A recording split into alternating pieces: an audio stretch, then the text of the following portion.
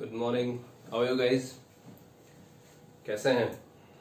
Fine, अच्छा ही होगा। Take care. How is the life? बस थोड़ा सा और वेट कर लो, थोड़े दिनों की बात है। Just after 1 or 2 months, just a question of 2 and not more than 2 months. Just after 2 months, everything will be settled down. Okay, so don't panic. Be positive. Be at home. Be safe. That is what you have to do at this particular moment. First of all, the preference is your health. Then everything is come secondary. Okay, so take care. So if we talk about the lecture, so last topic we discussed about the Gauss theorem. What was the Gauss theorem? 2 lectures we have already seen about the Gauss theorem. One lecture was totally based on the basics of the Gauss theorem. What is Gauss theorem? How the question came in the board examination. The second lecture which we covered about the Gauss theorem is the competition based question which is asked in the competition examinations. Now today we are going to discuss the application of Gauss theorem. कि आखिर हमने Gauss theorem पढ़ी क्यों है?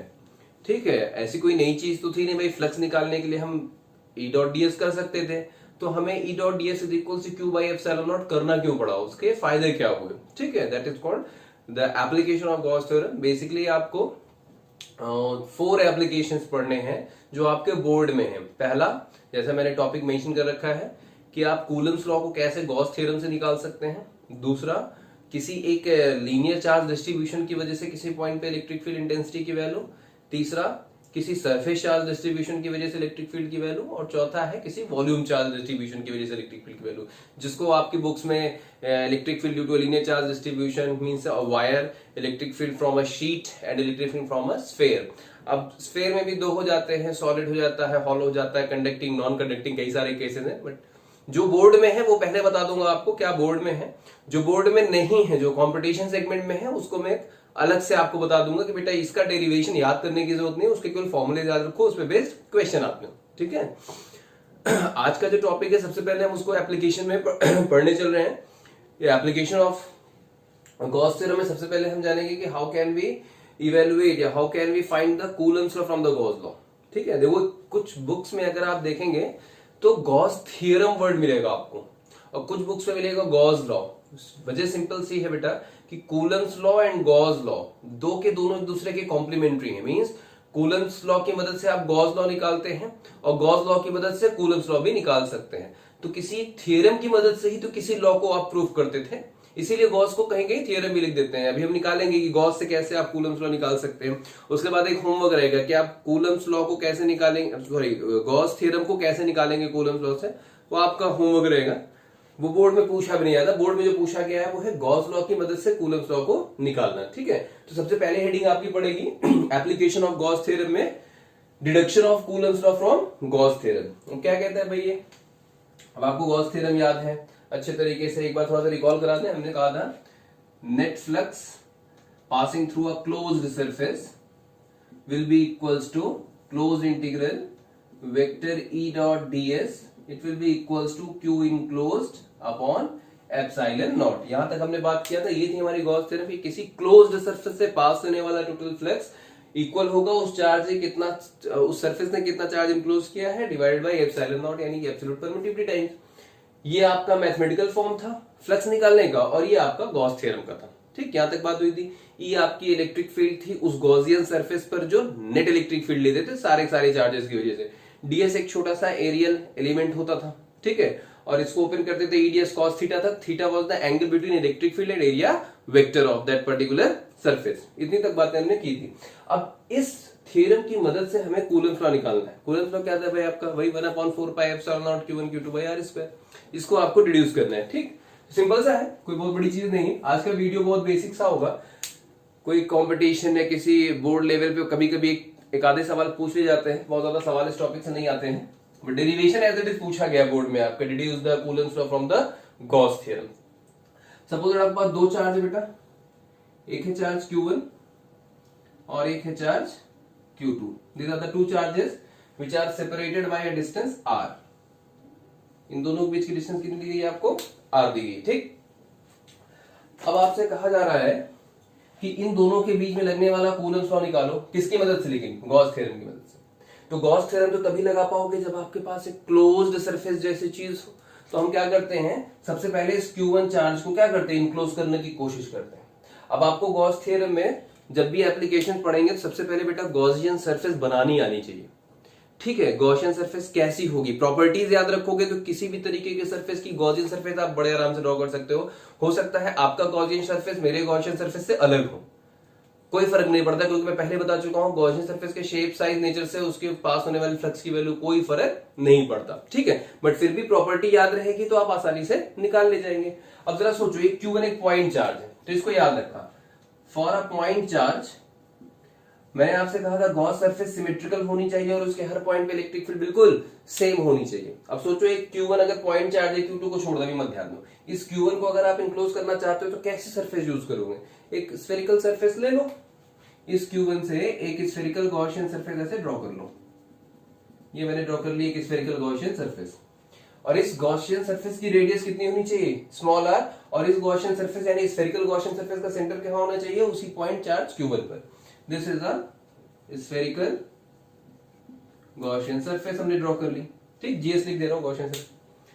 अब हमें क्या करना है, जरा इस गॉसियन सरफेस के लिए गॉस थ्योरम से सोचो क्या हो सकता है, फ्रॉम गॉस थ्योरम क्या कहती है भाई गॉस थ्योरम, इस गॉसियन सरफेस से पास होने वाला जो फ्लक्स है phi from Gaussian surface will be equals to surface close surface integral vector E dot ds, it will be equals to Q enclosed upon epsilon naught. यही तो होगा, इस गॉसियन सरफेस ने कितना चार्ज इनक्लोज कर रखा है, Q1।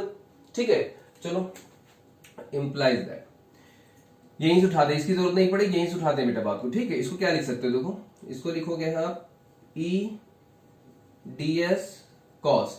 अब जरा सोचो, इस पूरी गॉसियन सरफेस पर इसकी वजह से इलेक्ट्रिक फील्ड तो होगी, इस गॉसियन सरफेस पे इसकी वजह से इलेक्ट्रिक फील्ड क्या हो, देखो एक छोटा सा एलिमेंट कट कर लो, ये ऐसा छोटा सा एरिया एलिमेंट कट किया आपने इस गॉसियन सरफेस पर, इसका एरिया कितना होगा बेटा ds, और इस एरिया एलिमेंट का एरिया वेक्टर किधर होगा, ऊपर की तरफ, वेक्टर ds एंड कैप, और इस पॉइंट Q1 चार्ज की वजह से इस पॉइंट पे इलेक्ट्रिक फील्ड कैसी होगी, वो भी कैसी होगी आपको पता है, प्लस Q1 से बाहर की तरफ इलेक्ट्रिक फील्ड होगी। ठीक, मतलब ये हुआ कि इस पॉइंट पे इलेक्ट्रिक फील्ड भी किधर है, कुछ इस तरफ। तो मुझे बताओ इस पॉइंट पर जहां पर वो Q2 रखा है, छोटा सा एरिया एलिमेंट जहां कट किया, उस पॉइंट पे इलेक्ट्रिक फील्ड भी इस तरफ है, एरिया वेक्टर भी इस तरफ है, तो ये थीटा इसी एरिया और इलेक्ट्रिक फील्ड के बीच का एंगल होता है, यानी थीटा कितना दे दिया गया है, थीटा की वैल्यू हो गई 0, तो ये क्या हो जाएगा cos 0 degree, it is equals to Q enclose, इस गॉसियन सरफेस ने कितना चार्ज इनक्लोज किया है, Q1 ही तो, Q2 तो उस गॉसियन सरफेस पर है, इस गॉसियन सरफेस ने कितना चार्ज इनक्लोज किया है, Q1 अपॉन एप्सिलॉन नॉट। अब आपको पता है कि इलेक्ट्रिक फील्ड की वैल्यू इस गॉसियन सरफेस पे क्या होगी बेटा, सेम होगी ना, देखो r डिस्टेंस पर r डिस्टेंस पर r डिस्टेंस पर r डिस्टेंस पर इलेक्ट्रिक फील्ड क्या होगी, सेम होगी, लिख देंगे since E is constant on Gaussian surface. तो अगर ये कांस्टेंट है तो इसको बाहर निकाल सकते हो आप इंटीग्रल के, E बाहर आ गया, close integral of ds it is equals to Q1 upon epsilon naught. अब जरा सोचो ये ds क्या है, ये छोटा सा एरिया ना, ऐसे बहुत सारे छोटे छोटे एरिया एलिमेंट होंगे, ये बहुत सारे छोटे छोटे एरिया एलिमेंट होंगे, अगर इस सारे के सारे एरिया को आप इंटीग्रेट करोगे, सारे के सारे एरियाज को ds ds ds ds ds ds integrate करोगे, क्या मिलेगा, इस Gaussian surface, spherical Gaussian surface का पूरा पूरा सरफेस एरिया। और आपको पता है किसी स्फेयर का सरफेस एरिया कितना होता है, 4 पाई r स्क्वायर, यानी कि ये वैल्यू कितनी होगी आपकी, implies that E into ds का मतलब क्या बेटा 4 पाई, रेडियस कितनी है इस स्फेयर की r square, it is equals to Q1 upon epsilon naught, implies that क्या मिल जाएगा आपको, यहाँ देखो ये इलेक्ट्रिक फील्ड निकालनी थी, पहले इलेक्ट्रिक फील्ड निकालने की कोशिश कर रहा हूं, E की वैल्यू कितनी आ गई बेटा Q1 अपॉन 4 पाई epsilon naught into r square, यही तो होगा, इधर हो गया 4 पाई r स्क्वायर इधर चला है। अब जरा सोचो, this is the equation number 1, यानी कि इस पॉइंट पर जहां पर चार्ज Q2 रखा गया है, उस पॉइंट Q2 पर एक इलेक्ट्रिक फील्ड मिल गई हमको, कितनी E, E is equals to इतनी उसकी मैग्नीट्यूड है। अब जरा याद करो, मैंने आपसे क्या कहा था कि किसी इलेक्ट्रिक फील्ड में अगर एक कोई चार्ज रखा जाएगा तो उस चार्ज पर क्या लगेगा, फोर्स लगेगा कि नहीं लगेगा। याद करिए इलेक्ट्रिक फील्ड जब पढ़ रहे थे मैंने कहा था कैसी इलेक्ट्रिक फील्ड होगी, यूनिफॉर्म है। यहाँ पर अगर एक चार्ज Q रख दूं और इस इलेक्ट्रिक फील्ड की वैल्यू कितनी है E, तो इस Q पर इस इलेक्ट्रिक फील्ड की वजह से क्या लगता था, एक फोर्स लगता था, और उस फोर्स की वैल्यू कितनी थी भाई, F is equals to QE। याद आ रहा है, E is equals to F by Q आपने डिफाइन किया था, फिर F is equals to QE निकला था। अगर ये पॉजिटिव चार्ज है तो in the direction of electric field, negative charge है तो opposite to the direction of electric field, force लगता था उसके ऊपर। यानी कि इस Q2 को यहीं पे तो रखा गया है और इसी पॉइंट पे इसकी वजह से इलेक्ट्रिक फील्ड तुमने निकाली कितनी, Q1/4πε0r², ये निकाला तो ये E यहां पर छोटा सा एरिया लिया था, यहां पे निकलने वाली E थी, implies that this E will exerts a force on किस पर बेटा, Q2 पर। ये इलेक्ट्रिक फील्ड E इस Q2 पर क्या लगाएगी, फोर्स लगाएगी। अगर फोर्स इज इक्वल्स टू क्या हो गया भाई, Q इंटू E होता है, ये हमको पता है। तो कितना फोर्स यहाँ पे लगेगा इस पर, Q यहाँ कितना रखा है, Q2, ये तो Q2 है, Q की वैल्यू यहाँ पे Q2 रख दो, और इस पॉइंट पे इलेक्ट्रिक फील्ड की वैल्यू कितनी निकाली थी, ये निकाली थी Q1/4πε0 इंटू r²। थोड़ा अरेंज कर लो, F is equals to 1/4πε0 Q1 Q2/r²। यही था कूलम्स लॉ का। This is the Coulomb's law, which is Coulomb's law. ठीक, एक आपसे 2 नंबर का सवाल पूछा जाता है कि कैसे आप गॉस की मदद से निकालते हैं। अब देखो क्या होता है, कभी कभी अब गलती ढूंढो, गलती कहां करते हैं आप क्या करते हैं, यहां तक तो लिख के लाते हैं, अब आपके मन में आ रहा होगा कि सर डायरेक्ट E की वैल्यू अगर यही इतना पूरा जो आपने किया, ये सब इतना इतना करने की जरूरत क्या थी, E की वैल्यू डायरेक्ट यहीं से उठा के पुट कर देते भाई, इसकी वजह से यहाँ इलेक्ट्रिक फील्ड कितनी होगी, 1/4πε0 Q/r²। एक पॉइंट चार्ज की वजह से, Q की वजह से r डिस्टेंस पे इलेक्ट्रिक फील्ड कितनी होती है, 1/4πε0 Q/r²। तो इतना करने की जरूरत ही क्या है, सीधे यहीं से उठा देते हैं। We know that electric field due to this charge Q1 at this point is Q1/4πε0r²। Hence F is equals to QE, कितना Q रखा गया है, Q2 into E, Q2 into इस डायरेक्ट आया, तो इतना करने की क्या जरूरत थी। आता ना सवाल मन में, सोचो क्या आपको इस Q1 की वजह से यहाँ पर इलेक्ट्रिक फील्ड इस Q1 की वजह से नहीं पता थी, पता थी ना, E is equals to Q1/4πε0r²। इतना काम क्यों किया, क्योंकि कहा गया था कि ये काम करना है आपको। ये जो E is equals to Q1 Q2/r² तुमने लिखा है, ये कहां से मिला था, ये कूलम्स लॉ से मिला था आपको, और कूलम्स लॉ ही तो निकालना है, तो कूलम्स लॉ तो अभी पता ही नहीं है। जब ये कूलम्स लॉ पता नहीं तो ये रिजल्ट कैसे डायरेक्टली तुम निकाल लोगे। क्वेश्चन में आपसे कहा जाता है बेटा deduce the Coulomb's law from Gauss theorem, यानी आपको पहले इस इलेक्ट्रिक फील्ड की वैल्यू को गॉस की मदद से निकालना पड़ेगा और फिर Q इंटू E में रख के आपको फोर्स का फॉर्मूला बनाना है। ठीक है, तो डायरेक्ट मत करना, we know that electric field due to Q1 at point R is this one, hence अब Q2 is placed at here, so force experienced by Q2 is Q into E, Q2 into E। ये मत कर देना, number नहीं मिलेगा आपको। आपने Gauss का किस बार कहा किया, देखो अगर यहीं शुरू कर दोगे तो गॉस थ्योरम तो लगाया नहीं, और आपको कूलम्स लॉ निकालना था किससे, गॉस लॉ से। सो डोंट कंफ्यूज योरसेल्फ, ये पूरा प्रोसेस आपको करना पड़ेगा। ठीक है, कंप्लीट कर लीजिए इसको।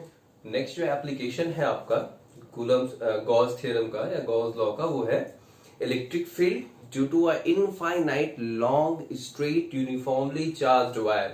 ठीक है, electric field due to infinitely long straight uniformly charged wire, एक बहुत ही बड़ा इनफाइनाइट लेंथ का, एक इनफाइनाइट लेंथ का, ये कहां तक जा रहा है, इंफिनिटी तक, इनफाइनाइट लेंथ का एक चार्ज्ड वायर है, यूनिफॉर्म चार्ज है, मींस ऐसे प्लस प्लस प्लस प्लस या माइनस माइनस माइनस चार्जेस का ऐसा डिस्ट्रीब्यूशन दिया गया है, और इस चार्ज वायर की वजह से किसी पॉइंट पर इलेक्ट्रिक फील्ड निकालनी। सपोज दैट मैंने कहा इस चार्ज वायर से r डिस्टेंस पर, इस पॉइंट पर आपको क्या बताना है, electric field intensity due to this whole charge. अब इसको आप पहले भी कर चुके, अगर आपको याद हो इसके पहले जब आपने लीनियर चार्ज डिस्ट्रीब्यूशन वाला वीडियो देखा था तो उसमें ऐसे निकाला था, एक पूरा का पूरा चार्ज डिस्ट्रीब्यूशन लिया था, ऐसे एक लीनियर चार्ज डिस्ट्रीब्यूशन, और इसकी वजह से इस पॉइंट पर क्या निकाला था, इलेक्ट्रिक फील्ड की वैल्यू। कैसे निकालते थे, याद करिए, आप कहते थे यहाँ एक छोटा सा एलिमेंट लेंगे जिसपे कितना चार्ज होगा dq, इसकी वजह से यहाँ पर इलेक्ट्रिक फील्ड निकालेंगे, फिर ऐसे एक और dq dq dq, कई सारे dq को कट करेंगे, एक dq की वजह से यहाँ इलेक्ट्रिक फील्ड निकालते थे, फिर सारे dq की वजह से इलेक्ट्रिक फील्ड क्या करते थे, इंटीग्रेट करते थे। बहुत लंबा कॉम्प्लिकेटेड मेथड आता था। गॉस लॉ में कुछ नहीं करना, वही काम इसमें भी करना है। मतलब इलेक्ट्रिक फील्ड निकालनी है इस डिस्ट्रीब्यूशन ऑफ चार्ज की वजह से, कहां पर, इस पॉइंट पर। मान लो ये पॉइंट कौन सा है, पी मान लो, इस पॉइंट पी पर आपको इलेक्ट्रिक फील्ड निकालनी है। लेकिन अब की देखो ये सब काम नहीं करना पड़ेगा, चीजें थोड़ा सा आसान हो जाएंगी। ठीक, अब जरा सोचो। अच्छा पहली चीज देख लो भाई, इस वर्ड से आप लोग बड़ा कंफ्यूज होते हैं। ये जो लिखा गया इनफाइनाइटली, देखो इनफाइनाइटली मतलब ये नहीं कि ये वायर है, अगर मैं कह रहा हूँ इनफाइनाइटली तो इतना बड़ा चला जा रहा है कि आकाश तक चला जा रहा है इधर, और नीचे चला जा रहा है पाताल तक चला जा रहा है, इतना बड़ा वायर नहीं है। ठीक है, इनफाइनाइट का सेंस होता है at very large distance, means जिस पॉइंट पर आप बेटा इलेक्ट्रिक फील्ड निकालना चाह रहे हो। सपोज मैंने कहा इस पॉइंट पी पर इस चार्ज की वजह से इलेक्ट्रिक फील्ड निकालो, so the distance of this point P from the charge, that is r, the value of this r is very small with respect to length of the wire। ठीक है, इस observation point की जो distance है आपकी wire से, उस distance के रिस्पेक्ट में आपके वायर की लेंथ बहुत ही ज्यादा है, and that is why this is called infinite length of wire. बाकी ऐसा मत सोचो बहुत बड़ा वायर है, जैसे ये इतना बड़ा वायर है, ये कितना हो गया था 10 सेंटीमीटर होगा, 10 सेंटीमीटर। अब इस 10 सेंटीमीटर के रिस्पेक्ट में मैं कहूं कि इस वायर से 1 mm डिस्टेंस पे बताओ इलेक्ट्रिक फील्ड कितनी होगी। तो ये जरा सोचो ना, 1 mm के रिस्पेक्ट में 10 सेंटीमीटर क्या है, बहुत बड़ी वैल्यू, बहुत बड़ी वायर। तो इस 1 mm पॉइंट के रिस्पेक्ट में this wire can be treated as what, infinite wire. ठीक है, दैट इज द सेंस। अच्छा, अब इस चार्ज की वजह से यहाँ इलेक्ट्रिक फील्ड निकालनी है with the help of Gauss theorem. तो सबसे पहले हमने यही सीखा है भाई गॉस थ्योरम के लिए कि गॉस थ्योरम अगर हमको लगाना है तो हमें एक गॉसियन सरफेस ड्रॉ करना पड़ेगा जो हमारे उस चार्ज को इनक्लोज करे, जिसकी वजह से इलेक्ट्रिक फील्ड निकालनी है। अब दूसरी प्रॉब्लम हमारे पास कि अगर हमारे मन में बैठा है भाई कि इनफाइनाइट लेंथ का कोई वायर है तो हमें उसका गॉसियन सरफेस भी कोई बहुत बड़ा मानना पड़ेगा। ऐसा नहीं है, ऐसा नहीं बेटा, यहाँ पे ऐसा कुछ नहीं होगा। मैं बाद में प्रूव भी कर दूंगा कि चाहे मैं जितना छोटा चाहे जितना बड़ा गॉसियन सरफेस ले लूं, उससे कोई फर्क नहीं पड़ेगा इलेक्ट्रिक फील्ड की वैल्यू पर भी। ठीक, जैसे मान लो इस पॉइंट पी पर इलेक्ट्रिक फील्ड निकालनी है तो सबसे पहले हमें निकालना पड़ेगा इस पूरे चार्ज की वजह से यहाँ इलेक्ट्रिक फील्ड की डायरेक्शन कैसी होगी, तब बात करेंगे आगे। अब जैसे बुक्स में लिख दिया जाता है कि ये प्लस चार्ज अगर है, ये ऐसे वायर है, यहाँ पर प्लस चार्ज है, तो इस पॉइंट पे इलेक्ट्रिक फील्ड कैसी होगी, रेडली आउटवर्ड। लिख दिया गया ऐसे, the direction of electric field due to charges on any point on this line will be radially outward। क्यों है ऐसा वो भी देख लो ना, इसको हालांकि मैं पहले बता चुका हूं अपने वीडियो में, आपको फिर से एक बार देख लो। जैसे यहाँ मान लो डीक्यू चार्ज यहाँ पे कट किया, ये ओरिजिन है, ठीक, इसको मान लो ओरिजिन, इसके जस्ट नीचे एक और डीक्यू ले लो। इस डीक्यू की वजह से इलेक्ट्रिक फील्ड ऐसी होगी, इस डीक्यू की वजह से इलेक्ट्रिक फील्ड बेटा ऐसी होगी। अब इस इलेक्ट्रिक फील्ड के दो कंपोनेंट होंगे ना, एक इधर और एक इधर। ऐसे इस इलेक्ट्रिक फील्ड के भी दो कंपोनेंट, एक इधर और एक इधर। तो जरा सोचो ना कि इन दोनों इलेक्ट्रिक फील्ड के कंपोनेंट्स की वजह से तो नेट इलेक्ट्रिक फील्ड जीरो है, क्योंकि दोनों कैंसिल हो जाएंगे। देखो एक नीचे एक ऊपर, यहां से डिस्टेंस सेम है, ये डिस्टेंस सेम है, एंगल भी सेम होंगे, तो ये मैग्नीट्यूड और ये दोनों क्या हो गए, बैलेंस हो गए। इसको तुम पहले ही रिजल्टेंट फॉर्म में हटा चुके हो, इसको भी हटा दो तो बचा क्या, देखो दोनों की वजह से इलेक्ट्रिक फील्ड की डायरेक्शन क्या थी, सेम थी। ऐसे ही कोई भी एरिया है, देखो यहाँ पे एक छोटा सा लेंथ एलिमेंट कट कर लो, यहाँ लेंथ एलिमेंट कट कर लो, इसकी वजह से यहाँ पे इलेक्ट्रिक फील्ड ऐसी ही होगी। यहाँ पे एक लेंथ एलिमेंट कट कर लो, यहाँ पर एक लेंथ एलिमेंट कट कर लो, उनकी वजह से भी रिजल्टेंट इलेक्ट्रिक फील्ड ऐसी ही होगी। इसीलिए कहा जाता है the electric field due to this whole wire at this point will be radially outward. इतनी बात समझ में आई, रेडिली आउटवर्ड क्यों उसमें लिखा जाता है। चलो अब पहले तो इस गॉसियन इस चार्ज जो लीनियर चार्ज दिया गया है इसको क्या करो, एक गॉसियन सरफेस में इनक्लोज करने की कोशिश करो, तभी तो गॉस थ्योरम लगाएंगे। चलो अब देखो कुछ मैं बातें बता दे रहा हूं, यहाँ पे आपको कुछ जरूरत पड़ेगी, मैं उन बातों को बता दे रहा हूं, याद रखना बेटा कि गॉसियन सरफेस कैसी लो। अलग अलग चार्ज के लिए गॉसियन सरफेस अलग अलग हो सकती है। पिछले वीडियो में बताया था गॉसियन सरफेस चाहे जैसे लो, गॉस लॉ तो लग ही जाएगा, लेकिन वो हमारे काम का नहीं होगा। गॉसियन सरफेस कुछ ऐसे चूज करनी है कि ई बाहर आ जाए, डीएस पता हो तो काम आसान हो जाएगा। तो इसको याद रखना, किसी पॉइंट चार्ज के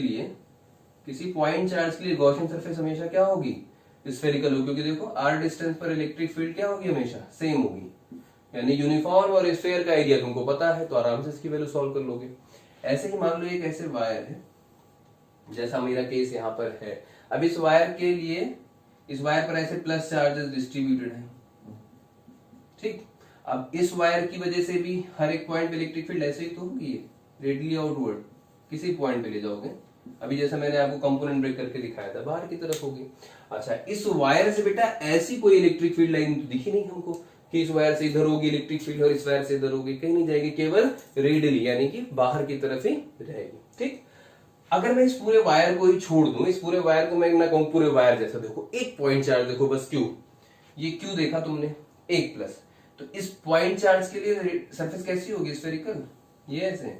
इस दूसरे पॉइंट चार्ज के लिए भी तो ऐसी होगी, इसके लिए भी तो ऐसी होगी, इसके लिए भी तो ऐसी होगी, सबको मिलाओ कैसी दिखी सरफेस आपको, सिलेंड्रिकल गॉसियन सरफेस दिख रही।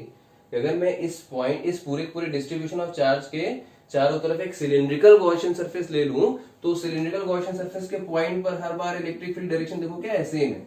इलेक्ट्रिक फील्ड डायरेक्शन क्या है, बिल्कुल सेम।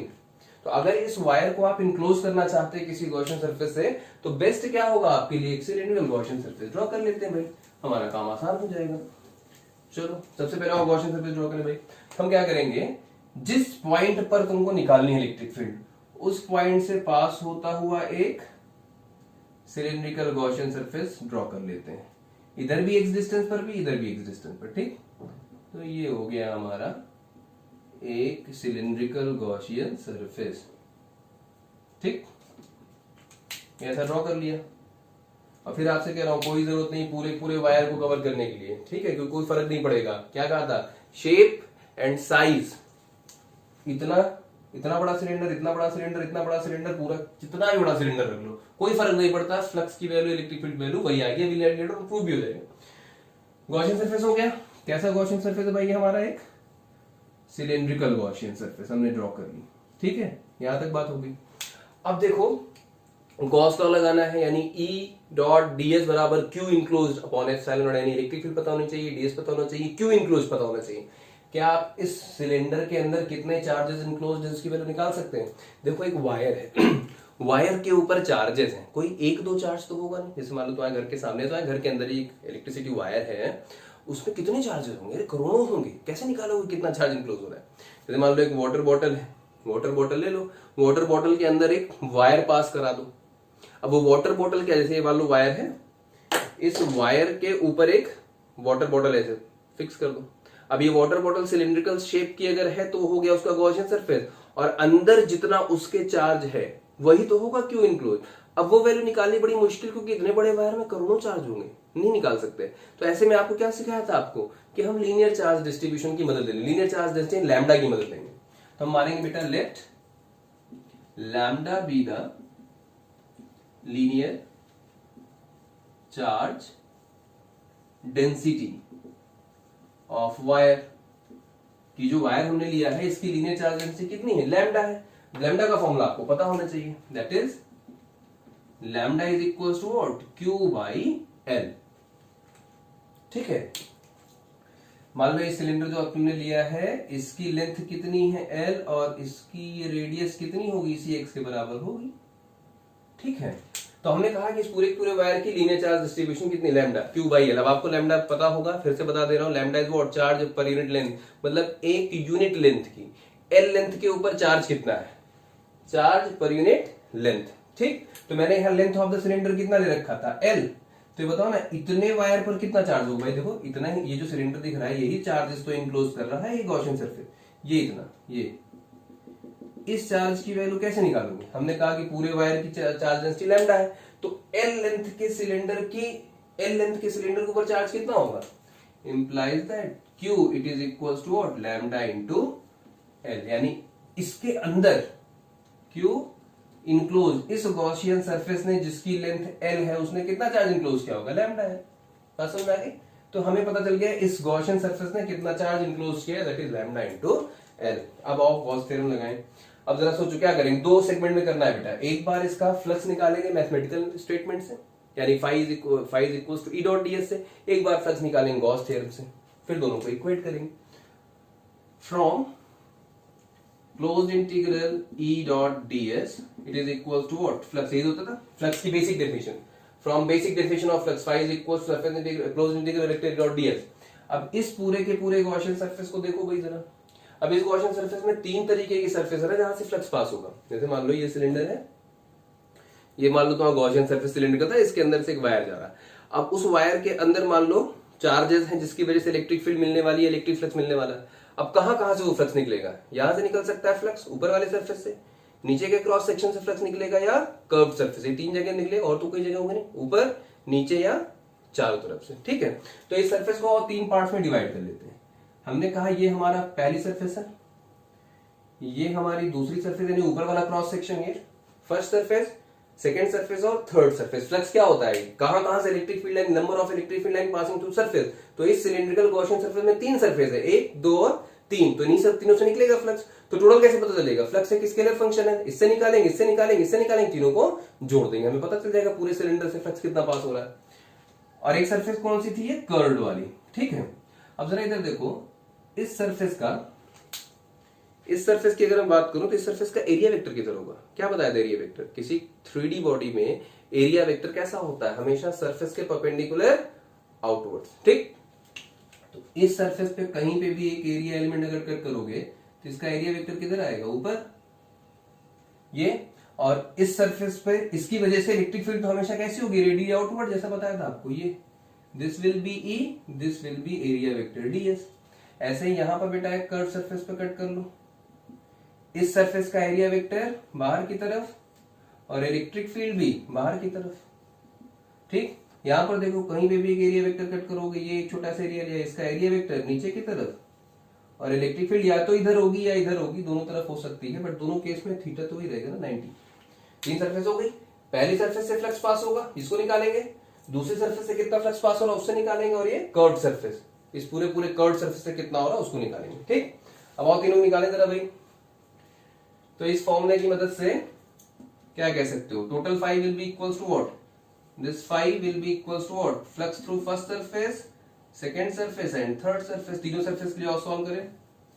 पहली सरफेस के लिए लगाओ भाई E इंटू ds, पहली सरफेस ये बेटा, E और ds के बीच में एंगल कितना बन रहा है, 90, यानी कि cos 90। ये फर्स्ट सरफेस से पास होने वाला फ्लक्स हो गया। सेकंड सरफेस से फ्लक्स कितना पास हो रहा है भाई, फिर भाई लगाओ E डॉट ds, यानी कि E ds cos 90। ये सेकंड सरफेस से पास होने वाला फ्लक्स हो गया, सेकंड सरफेस से। थर्ड सरफेस से ये है, पाई 3 की वैल्यू रखो, E ds। अब इसमें इलेक्ट्रिक फील्ड भी बाहर जा रही, एरिया वेक्टर भी बाहर है, थीटा कितना है 0, cos 0। तो cos 90 कितना होता है 0, ये 0 हो गया, ये 0 हो गया, यही बचेगा। implies that phi is equals to integral closed integral E into ds। कोई दिक्कत, ये कौन सी सरफेस थी आपकी, थर्ड सरफेस के लिए मिली। इसको सॉल्व करो। अब आपने कहा भाई गॉसियन सरफेस मैंने ऐसी ड्रॉ की है कि उसकी वजह से हर पॉइंट पे इलेक्ट्रिक फील्ड सेम होगी और होनी भी चाहिए, यही तो था गॉसियन सरफेस। मान लो ये वायर ही है, चारों तरफ एक गॉसियन सरफेस तूने ड्रॉ की, r डिस्टेंस पर electric field same, r distance पे electric field same, r distance पे electric field same, r distance पे इलेक्ट्रिक फील्ड सेम। भाई ये गॉसियन सरफेस क्या है, कई सारे वो सर्कुलर रिंग्स को ही तो बनाया था आपने, तो वैल्यू हर जगह क्या आएगी, सेम आएगी। यानी इलेक्ट्रिक फील्ड क्या है, कांस्टेंट, बाहर निकाल लो, इलेक्ट्रिक फील्ड तुमने बाहर निकाल ली, क्या बचा अंदर, इंटीग्रल ऑफ ds। अब ये जो ds है कौन सा सरफेस है, कर्व्ड सरफेस ही तो है, और किसी भी सिलेंडर का कर्व्ड सरफेस एरिया कितना होता है 2 पाई r। सोचो जरा, यहाँ पे देखो फ्लक्स तो इस पूरे कर्व सरफेस, देखो इससे भी फ्लक्स निकलेगा, इस वाले सरफेस से फ्लक्स निकलेगा, इससे निकलेगा, इससे निकलेगा, इससे निकलेगा, तो पूरे एरिया से निकलेगा ना। तो छोटे से एरिया से कितना है ये, तो पूरे एरिया के लिए क्या करना पड़ेगा, सिलेंडर को इंटीग्रेट करना पड़ेगा उसे कर्व सरफेस एरिया को, यानी क्या आ जाएगा E इंटू 2 पाई, रेडियस कितना था इसका, ये गलत लिख दिया मैंने, r ही लो इसको, रेडियस कितना था इस सिलिंड्रिकल गॉसियन सरफेस का r, और इसकी लेंथ कितनी मानी थी बेटा आपने, L मान रखी थी, 2 pi into r। Equation number 2। ठीक है, एक तो इक्वेशन हो गई, एक ये निकल गया, यानी कि डायरेक्ट देखो क्या है, फाई इज इक्वल्स टू, यहां लिखो इसको ऐसे, phi is equals to E into 2 pi r। इसको डाल दो इक्वेशन। फाइनल वैल्यू हमारी फ्लक्स की निकली from the definition of flux. ठीक, अच्छा अब देखो इधर कंप्लीट कर लो, डन। यानी कि हमने फ्लक्स की डेफिनेशन से फ्लक्स इस सिलेंडर का निकाला, हमने निकाला E इंटू 2 पाई r आएगा। नो, फ्रॉम गॉस थ्योरम,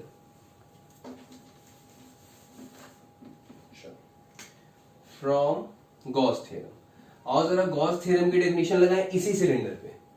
इसी सिलेंडर से पास होने वाला flux according to Gauss theorem कितना होगा? तो गॉस थ्योरम क्या कहता है भाई, phi through the cylinder will be what, Q enclosed upon epsilon naught. Gauss theorem में कहता है फाई बराबर क्यू बाई एप्सिलॉन नॉट, और इस गॉसियन सरफेस में कितना चार्ज इनक्लोज किया है, ये लैम्डा इनटू एल की वैल्यू पुट करो, lambda into L upon epsilon not, equation number 3। तो इसी गॉसियन सरफेस यानी सिलिंड्रिकल गॉसियन सरफेस से गॉस थ्योरम के अकॉर्डिंग फ्लक्स इतना मिल रहा है, और इसी गॉसियन सरफेस के लिए जो आपने फ्लक्स की डेफिनेशन निकाली थी उससे कितना फ्लक्स मिल रहा था, E इंटू 2πr जो इक्वेशन नंबर 2 था। भाई इसी गॉसियन सरफेस का सिलेंडर के लिए भी फ्लक्स है और इसी गॉसियन सरफेस के सिलेंडर के लिए फ्लक्स ये है, दोनों का अगर एलएचएस इक्वल है तो आरएचएस भी क्या होना चाहिए, इक्वल होना चाहिए, क्योंकि सरफेस सेम है। हमने दो अलग अलग तरीकों से निकाला फ्लक्स ना, वैल्यू थोड़ी फ्लक्स की बदल जाएगी, चाहे डेफिनेशन से निकालो चाहे गॉस थ्योरम से निकालो। ये दोनों वैल्यू को जरा कंपेयर करो, इक्वेटिंग 2 and 3, जरा 2 और 3 को इक्वेट करो तो क्या मिल जाएगा, 5 बराबर this implies that E into 2πrl that will be equals to what, lambda l upon epsilon naught। कुछ कटेगा, l से l कट जाएगा, तो E की वैल्यू कितनी आ गई देखो, lambda upon 2 epsilon naught into r, ये तो आई आपकी E की value. Lambda is equals to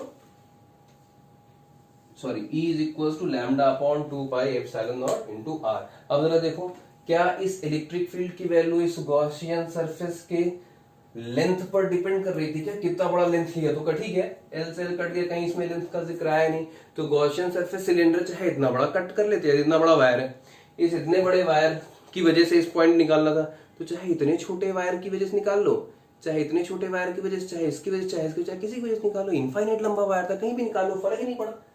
जो इलेक्ट्रिक फील्ड की वैल्यू है किस पे डिपेंड कर रही थी, जो यूनिट लेंथ है उस पर चार्ज कितना है, यानी अगर चार्जेस की डेंसिटी ज्यादा होगी तो इलेक्ट्रिक फील्ड क्या होगी, ज्यादा होगी। और ऑब्वियस सी बात है यार, अगर इसमें बहुत ज्यादा चार्जेस है तो किसी पॉइंट पे इलेक्ट्रिक फील्ड क्या होगी, बहुत ज्यादा होगी, पहली चीज। दूसरी चीज, आर पर कैसा रिलेशन है, इनवर्स रिलेशन है, यानी जैसे जैसे आप इस ऑब्जर्वेशन पॉइंट को दूर करते चले जाएंगे, वायर से दूरी बढ़ाते चले जाएंगे, वैसे वैसे इलेक्ट्रिक फील्ड की वैल्यू क्या होगी, कम होगी। ऑब्वियस सी बात है, डेफिनेट है, पहले पढ़ चुके हैं, E प्रोपोर्शनल टू 1/r।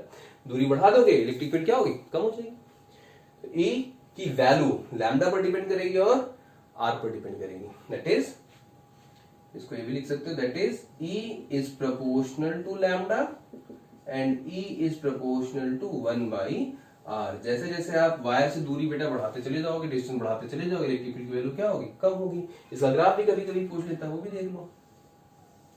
अगर आपको इलेक्ट्रिक फील्ड और आर के बीच का ग्राफ प्लॉट करना हो तो कैसा आएगा, कुछ ऐसा है, इनवर्स रिलेशन में है, इनवर्स रिलेशन घटता हुआ चला जाएगा, ठीक।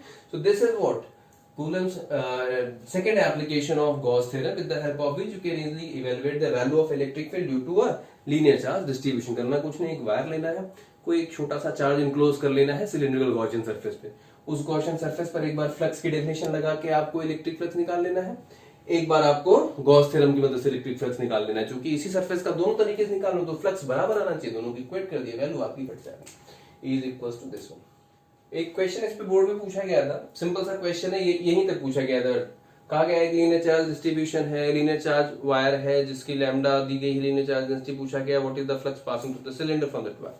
ठीक है, तो यही फ्लक्स से तो लैम्डा एल अपॉन एप्सिलॉन, सवाल ये खत्म हो जाता था कि इस सिलिंड्रिकल क्रॉस सेक्शन से या इस सिलिंड्रिकल गॉसियन सरफेस से कितना फ्लक्स पास हो रहा है, तो यही बात खत्म हो जाएगी, phi is equal lambda L upon epsilon. 2011 में बहुत पहले की बात, बहुत पहले पूछा गया था। बाकी ऐसे जिस पे कोई क्वेश्चन बहुत ज्यादा बोर्ड में नहीं पूछा जाता, एनसीईआरटी में एक ही सवाल दिया गया, वो भी डायरेक्टली इसी फॉर्मूले बेटा, ई पूछा गया है, लैम्डा दिया गया है, आर दिया गया, सब दिया गया है। मेरे ख्याल से 14 या 15 ऐसा कोई क्वेश्चन हो गया एनसीईआरटी, मुझे एग्जैक्टली याद नहीं है, बट सिंपल फॉर्मूला पे सवाल था, सिंपल फॉर्मूला। ठीक, एक इसका सवाल एससी वर्मा सर ने बुक में दिया है, एक क्वेश्चन है वो मैं करा दे रहा हूँ। क्या था क्वेश्चन, एक ही क्वेश्चन, लीनियर चार्ज डिस्ट्रीब्यूशन, बहुत ज्यादा सवाल बेटा नहीं है, बुक में भी नहीं है, कंपटीशन में भी नहीं पूछा जाता, बहुत ज्यादा शीट वगैरह पे पूछा जाता जो नेक्स्ट टॉपिक है आपका, पर फिर भी एक सवाल देख लो कैसे अप्लाई करते हैं। ठीक है, ऐसे कहा गया है कि इनफाइनाइट लेंथ ऑफ वायर है और इस वायर की लीनियर चार्ज डेंसिटी दी गई है लैम्डा 4 × 10⁻⁴ कूलम पर मीटर, लैम्डा है कूलम पर मीटर। ठीक है, एक वायर है, इस वायर से 2 सेंटीमीटर की डिस्टेंस पर एक डाइपोल रखा गया है और उस डाइपोल की नेगेटिव एंड की डिस्टेंस आपको दी गई बेटा 2 सेंटीमीटर। ठीक है, मतलब कि जो नेगेटिव चार्ज है वो इस वायर से 2 सेंटीमीटर डिस्टेंस पर है और इस डाइपोल के ऊपर चार्जेस की वैल्यू दी गई है +-2 इंटू 10⁻8। मतलब यहां माइनस है ना, तो ये कितना दिया गया है -2 इंटू 10⁻8 और ये +2 इंटू 10⁻8 दिया गया और डाइपोल लेंथ दी गई है 2 into 10⁻3। I think it is in the metres और centimetre, let me check. Metre, it is given in the metre. तो पूछा क्या है कि इस डाइपोल पर नेट फोर्स कितना लगेगा। अब जरा सोचो इस डाइपोल पर नेट फोर्स लगेगा ही क्यों। ये सिंपल सा केस ऐसा नहीं होगा कोई एक चार्ज है जो इस वायर की इलेक्ट्रिक फील्ड में आ गया। सोचो ये वायर है, इसके ऊपर चार्जेस है, तो इस चार्ज वायर की इलेक्ट्रिक फील्ड होगी यहां पर और यहां पर। उस इलेक्ट्रिक फील्ड की वजह से इस डाइपोल पर क्या लग रहा होगा, फोर्स लग रहा होगा। सवाल खत्म हो गया। अब आपको किसी वायर की वजह से r डिस्टेंस पर इलेक्ट्रिक फील्ड का फॉर्मूला पता है, अभी आपने निकाला lambda is equal to pi epsilon into r। मतलब हम क्या करेंगे, पहले इस वायर की वजह से यहां पर निकालेंगे इलेक्ट्रिक फील्ड कितनी होगी, फिर q मल्टीप्लाइड बाई e, फिर इस वायर की वजह से यहां पर निकालेंगे इलेक्ट्रिक फील्ड कितनी होगी इस फॉर्मूले की मदद से, और फिर q मल्टीप्लाइड बाई e। दो फोर्सेस मिलेंगे और फिर उन दोनों फोर्स का रिजल्टेंट निकालेंगे। ठीक, जैसे मान लो ये है A और ये है डाइपोल का एंड B, तो पहले और निकालें E at A due to wire. तो फॉर्मूला क्या होता है बेटा, lambda upon 2 pi epsilon naught into r। ये होता है किसी वायर की वजह से r डिस्टेंस पर इलेक्ट्रिक फील्ड का फॉर्मूला। लैम्डा कितना दिया गया है, 4 इंटू 10⁻⁻4 अपॉन 2 पाई का मतलब 3.14 एप्सिलॉन नॉट 8.854 इंटू 10⁻12। r का मतलब यहां से यहां तक डिस्टेंस 2 सेंटीमीटर दी गई है, मतलब 2 इंटू 10⁻2 मीटर कर दिया। ठीक, तो इस पूरी वैल्यू को आप सॉल्व करेंगे इंटू 10⁸ न्यूटन पर कूलर। इस पूरे पैकेट को सॉल्व करने के बाद वैल्यू कितनी है, 3.6 इंटू 10⁸ न्यूटन पर कूलर। मींस इस वायर की वजह से यहां पर इलेक्ट्रिक फील्ड कितनी हो गई, ये। इसका मतलब यहां पर अगर बेटा इलेक्ट्रिक फील्ड EA है, इस पॉइंट पर कोई चार्ज रखा है -2 इंटू 10⁻8, तो this charge will experience a force because of this electric field of the point. Hence force on A due to EA, इस EA की वजह से इस पॉइंट पे रखा हुआ डाइपोल के इस चार्ज पर क्या लगेगा, फोर्स लगेगा। फोर्स का फॉर्मूला कितना अभी बताया था, Q इंटू E। कितना चार्ज रखा है भाई, -2 इंटू 10⁻⁻8। E कितना निकाला आपने, ये 3.6 इंटू 10⁸ न्यूटन पर कूलम। दोनों में 7.2 न्यूटन। मैं इस माइनस साइन को हटा दे रहा हूं, मैं डायरेक्शन लिख दे रहा हूं उधर, क्योंकि माइनस लिख के डायरेक्शन लिखते लायक नहीं होगा ना। आप सोचो जरा, यहाँ पर एक वायर है, यहाँ पर एक नेगेटिव चार्ज है। ठीक, अब इस वायर की लीनियर चार्ज डेंसिटी पॉजिटिव दी गई, इसका मतलब चार्जेस कैसे रहे होंगे, पॉजिटिव। तो इस पॉजिटिव पे नेगेटिव आएगा तो इधर फोर्स लगेगा ना। देखो इस पॉजिटिव चार्ज की वजह से इस पॉइंट पे इलेक्ट्रिक फील्ड बाहर की तरफ। आपको पता है एक ऐसी इलेक्ट्रिक फील्ड में, किसी इलेक्ट्रिक फील्ड में एक चार्ज नेगेटिव रखा जाएगा तो opposite to the electric field force experience करेगा। मतलब ये 7.2 न्यूटन किधर फोर्स लग रहा है, टूवर्ड्स वायर, इस पर इधर की तरफ फोर्स लगा। ऐसे ही क्या निकालो आप, इलेक्ट्रिक फील्ड एट, यहां निकालो B ड्यू टू वायर।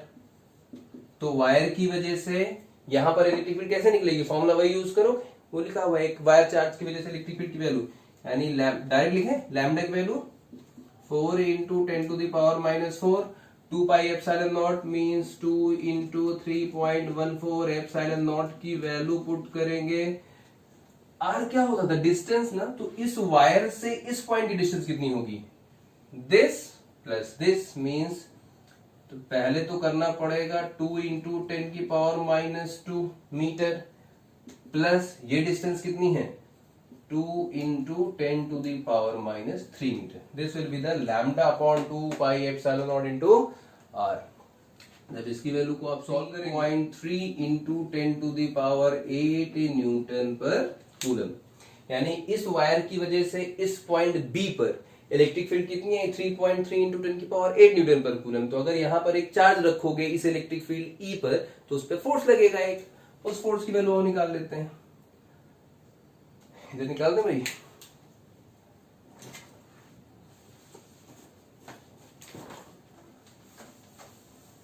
क्या हो जाएगा formula, F on B due to EB, EB की वजह से, इस ईबी की वजह से कितना फोर्स लगेगा इस पर, तो भाई ये हो गया electric field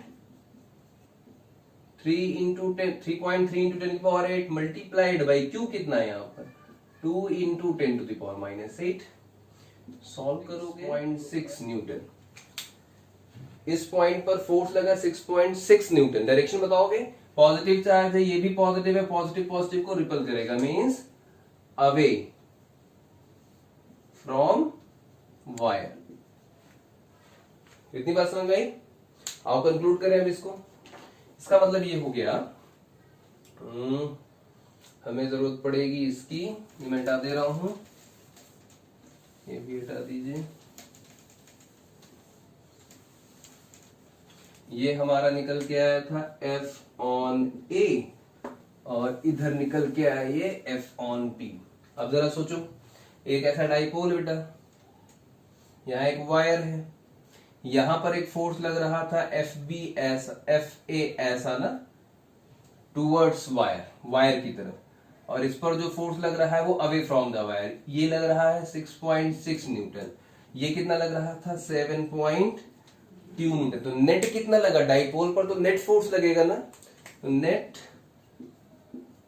force on dipole कितना हो जाएगा, दिस दोनों में F net will be equals to FA plus FB।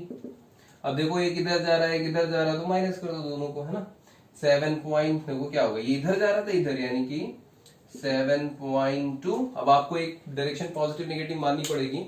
मैंने कहा मैंने इधर पॉजिटिव लिया तो क्या हो जाएगा नेगेटिव, यानी -7.2 प्लस 6.6, ठीक है, -7.2 प्लस 6.6 दैट इज 0.6 न्यूटन, ठीक है, 0.6 न्यूटन। अब इसमें देखो इन दोनों में से बड़ा कौन सा है भाई, बड़ा फोर्स कौन सा है, ये वाला, तो रिजल्टेंट फोर्स की डायरेक्शन किसकी तरफ होगी, इसकी तरफ होगी, यानी कि टुवर्ड्स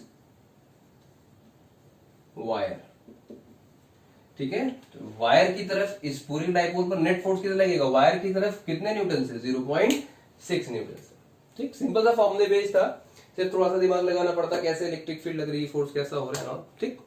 तो इतनी बातें आपको इसमें पढ़नी है जो बोर्ड के कोर्स में थे, इतनी बातें आपके बोर्ड लेवल पे थी, ठीक है। कभी कभी क्या होता है कि कंपटीशन में वायर सवाल नहीं देता, आपको एक पूछ लेता है what is the electric field due to a cylinder. अब अगर देखा जाए तो वायर भी एक तरीके का सिलेंडर ही तो है भाई। वायर है, वायर के ऊपर एक क्रॉस सेक्शन होता है, जो सिंपल वायर नीला पीला देखते हैं आप लोग, उसके ऊपर एक कोटिंग होती है, उसके अंदर वायर होता है ना, तो वो भी एक तरीके का सिलेंडर है, बहुत पतली रेडियस का सिलेंडर। तो बोर्ड में तो उसका डेरिवेशन आपके कोर्स में नहीं है बेटा, बोर्ड में डेरिवेशन कोर्स में नहीं है, और उसके फॉर्मूले पे कभी कभी कंपटीशन में सवाल आते हैं। तो मैं एक नया मॉड्यूल, एक नेक्स्ट मॉड्यूल में उसको बना दे रहा हूं।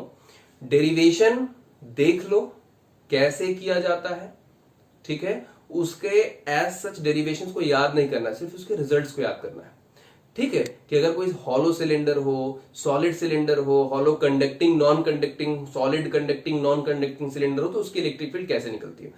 डेरिवेशन याद करने की जरूरत नहीं, किसी बोर्ड एग्जाम में ना यूपी ना सीबीएसई ना आईआईएससी बोर्ड से हटा दिया गया है, उसका डेरिवेशन पूछा नहीं जाता है। कभी कभी क्या होता है कंपटीशन में उसके सवाल आते हैं, ठीक है। तो मैं अभी नेक्स्ट मॉड्यूल इसके बाद वाले में उसको बना दे रहा हूं, आप उसको देख लीजिएगा, फॉर्मूले याद कर लीजिएगा, ग्राफ याद कर लीजिएगा, डेरिवेशन याद करने की जरूरत नहीं, ठीक। जिनको सिर्फ बोर्ड के लिए देखना है तो बोर्ड में केवल इतना ही है, इसके बाद बोर्ड वाला कंटेंट फिर नहीं, ठीक। मैं नेक्स्ट मॉड्यूल में भी आपको उसको बना देता हूँ।